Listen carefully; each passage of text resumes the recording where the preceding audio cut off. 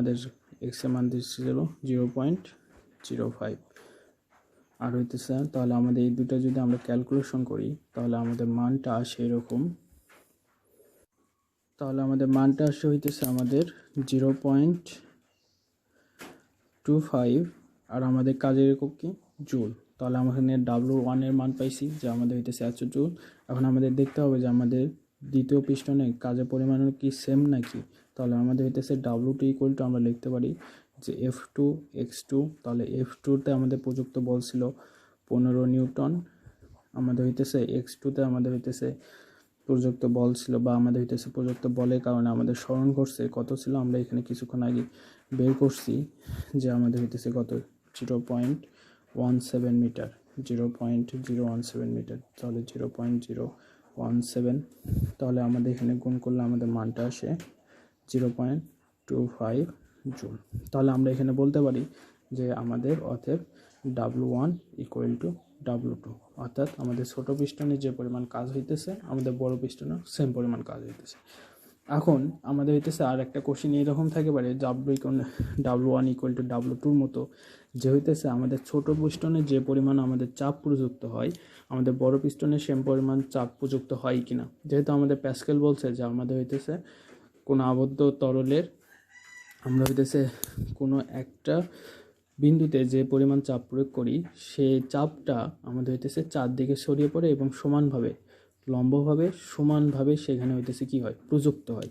তাহলে এখানে হইতেছে আমাদের এই প্যাসকেলের সূত্র অনুযায়ী যে আমাদের F1-এ যে পরিমাণ চাপ প্রয়োগ করতেছি আমাদের F2-তেও সেম পরিমাণ চাপ প্রয়োগ পাওয়ার কথা, মানে চাপ পাওয়ার কথা।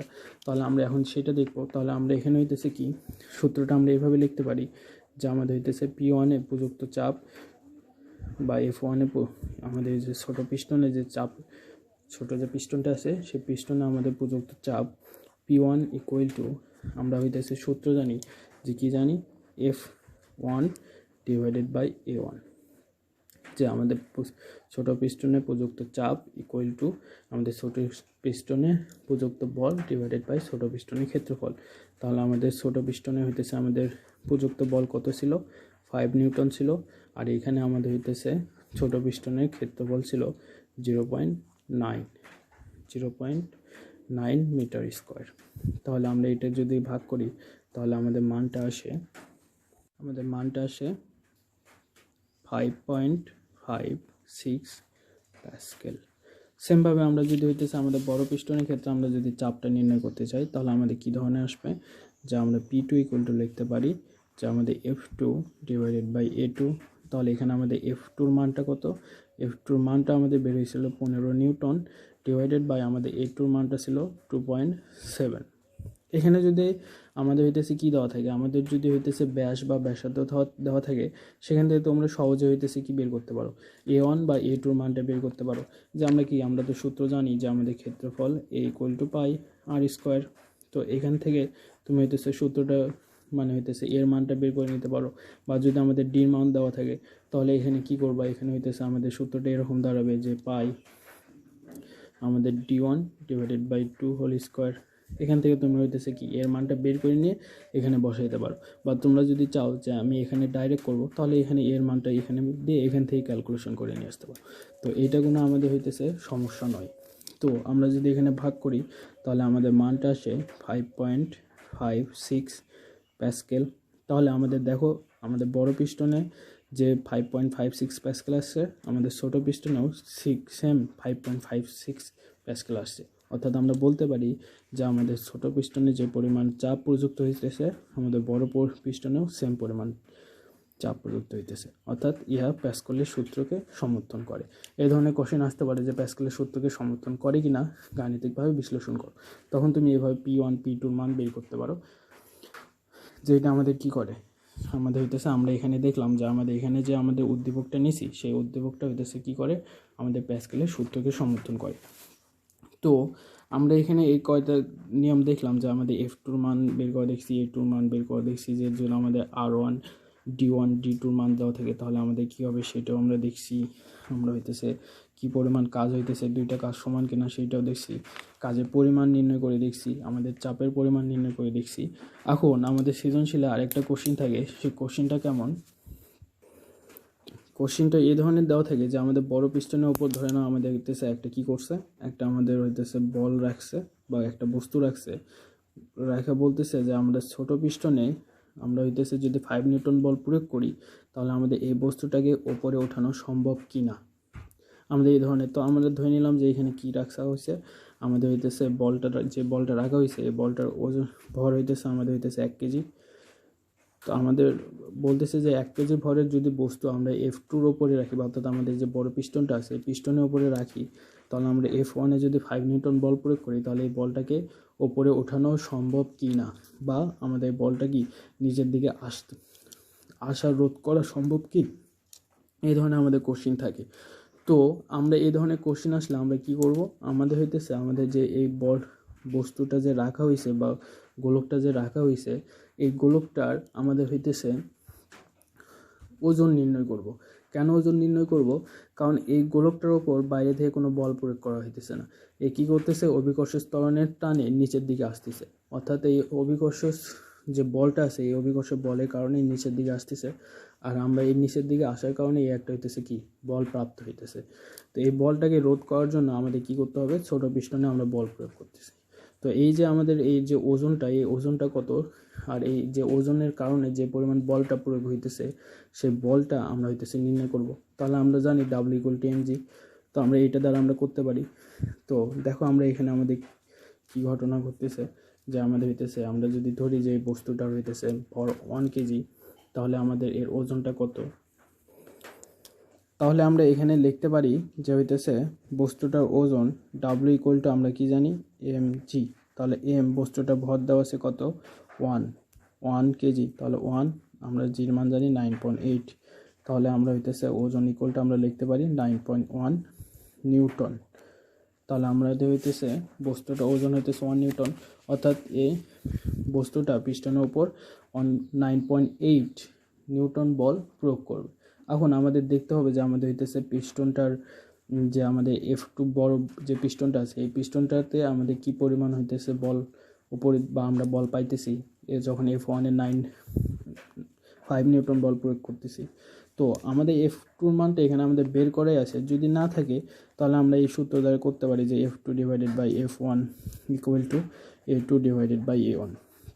এখানে আমাদের যে কোনো কিছু মান দেওয়া থাকতে পারে, A1 আমাদের R1-এর যদি মান দেওয়া থাকে তাহলে আমরা এরকম সূত্রটা লিখবো যে হইতেছে R2² / R1², বা আমাদের যদি ডির মান দেওয়া থাকে বা ব্যাস দেওয়া থাকে তাহলে আমরা এই ধরনের লিখবো যে হইতেছে আমাদের D2² / D1²। তো এখান থেকে আমরা F2 মানটা বের করে নিতে পারি, আমাদের যে কোনো যদি মান দেওয়া থাকে, যদি আমাদের ব্যাস দেওয়া থাকে বা ব্যাসার্ধ দেওয়া থাকে বা আমাদের ক্ষেত্রফল যদি দেওয়া থাকে সেখান থেকে আমরা F2 মানটা নির্ণয় করব। তো এখানে আমাদের F2 মানটা নির্ণয় করাই আছে কত, আমাদের হইতেছে 15 নিউটন, অর্থাৎ আমাদের হইতেছে এই F2 = 15 নিউটন। তাহলে আমাদের এখানে F2-তে আমরা 15 নিউটন বল পাইতেছি, আর আমাদের হইতেছে কি আমাদের বস্তুটা 9.8 বল প্রয়োগ করতেছে পিস্টনের উপর, তাহলে এর বলের পরিমাণটা অনেক কম না, আমাদের F2 যে পরিমাণ হইতেছে বল আছে, তার মানে কি আমাদের এই বস্তুটা আমাদের বড় পিস্টনটাকে উপরে উঠতে বাধা প্রয়োগ করতে পারবে না, বা আমাদের হইতেছে এই বস্তুটা নিচের দিকে আসতে পারবে না। আমাদের যে ধরনের কোশ্চিনে থাকুক না কেন, আমরা যদি এইরকম করে করি যে W=mg, বা আমরা বস্তুটার যে পরিমাণ বল প্রয়োগ করতেছে পিস্টনটার উপর সেটা নির্ণয় করি, আর পিস্টনটা থেকে আমরা কি পরিমাণ বল পাইতেছি সেটা যদি নির্ণয় করি, তাহলে আমাদের হইতেছে কি হয়ে যাবে, অঙ্কটা হয়ে যাবে। তো এইটাই হইতেছে সাধারণত বেসিক্যালি অঙ্ক।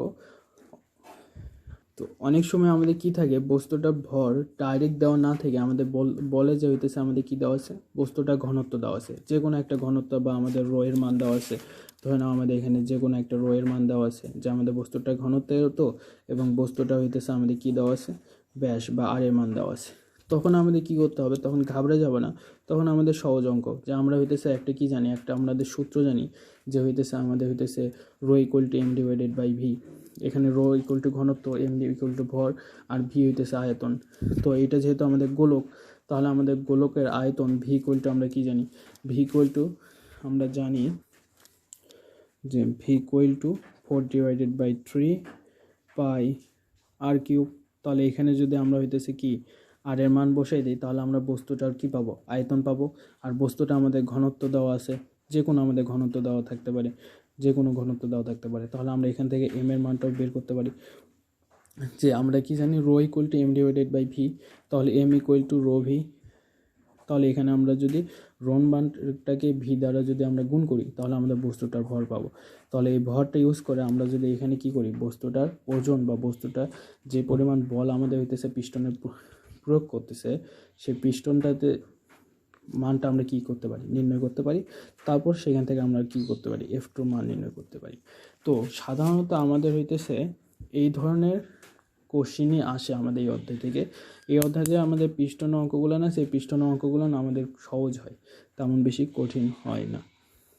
তো আমি সাধারণত চেষ্টা করছি যে আমাদের এই যে পিস্টন থেকে যে পরিমাণ অঙ্কগুলো আসে, যে আমাদের হইতেছে যে অঙ্কগুলো আসে, সেই অঙ্কগুলো দেখানোর চেষ্টা করছি যে কি ধরনের অঙ্ক আসে, যে আমাদের F2 মান নির্ণয় করা লাগতে পারে, আমাদের A2 মান নির্ণয় করতে হতে পারে, D2 R2, তারপর হইতেছে আমাদের